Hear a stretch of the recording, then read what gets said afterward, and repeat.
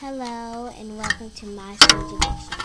My strange addiction is eating soda cans, and after somebody finished drinking it for me, because I don't like soda like that, I bend it until it actually kind of has a hole in it, and then I just rip a little bit off, like rip it, and once I rip it,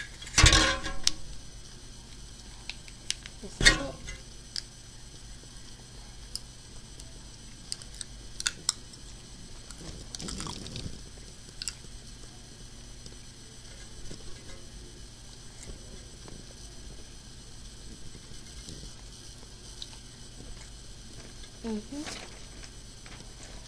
And then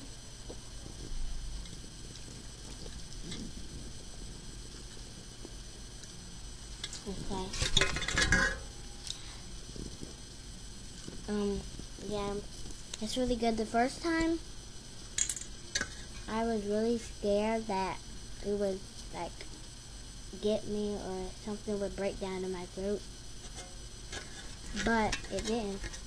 And I've been eating it from about 3 years ago. So yeah, that's my strange addiction.